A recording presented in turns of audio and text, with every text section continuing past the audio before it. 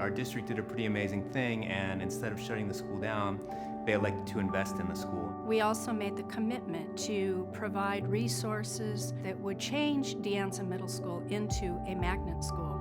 We experiment with and play with various types of laptops, and we're talking laptops of all brands. Based off of that, we make the decision of really what is going to be the best device for our campus. And every single year since we transformed our school, it's been Acer laptops that we have selected. Whenever a new piece of technology comes into the classroom, whether it's a 3D printer or a CNC mill, or in this case, this Acer Switch tablet, you immediately start thinking about how does this improve what we're doing? By having a tablet with a stylus, in addition to having the keyboard, you can see that whole progression of thought. You can see how the kids approach solving the problem. You can actually follow and say, oh, right there is where we need to help and address what you were thinking about when you were solving that problem. So you guys are 6th graders, you're 3D printing, you're operating CNC mills next year, you're getting ready to build aquaponic setups, you've built and raised solar cars, you built wind turbines.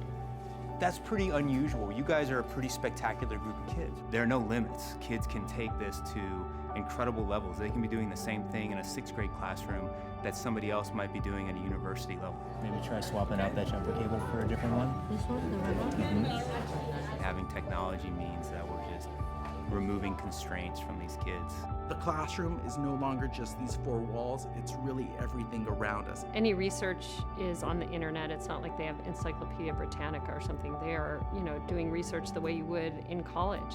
We engineer our own wind turbines, where we 3D print our own gear sets and make our own blades. And with that, they're learning all of their math standards, they're learning all of their science standards, they're writing about it, they're blogging about it. It is a school like no other. It is a school where you walk into the classrooms and you see what innovation looks like. So the Aspire competition is a young entrepreneur competition. It came to our school 3 years ago for the first time. Year after year after year, these students come up with more ideas, creative ideas, solving problems that we face not only as a society or a nation, but as a species on the planet. Millions of school days are lost to the flu virus and colds alone. Researchers at the University of Sheffield have developed a polymer. This polymer will fluoresce under the presence of a certain bacteria using a UV light. Our solution, SaniScan. Past 3 years, our kids have competed against high school and colleges, and the champion in both those years has been students from our school. We're going to sell to any farmers that use plastic mulch right now, innovative farmers who really want to revolutionize farming, and farmers who want to increase crop yield and cut down on labor costs. Kids were trying to come up with solutions to drought, plastic in landfills, helping people with prosthetic limbs. Every one of these kids kind of on their own gravitated in a direction when they were looking to a problem or a need that mattered in a context of more than just making money. Thank you all so much. This year, I felt like we were really a team. We all did an equal amount of work, and we all really worked together.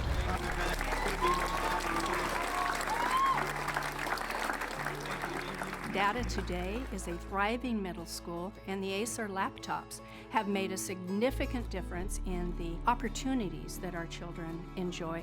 I think what's unique about this school is that people actually made an investment in it. This school is an example of what happens when you invest in the kids and when you invest in the teachers and you invest in the families and you give a place a chance to succeed.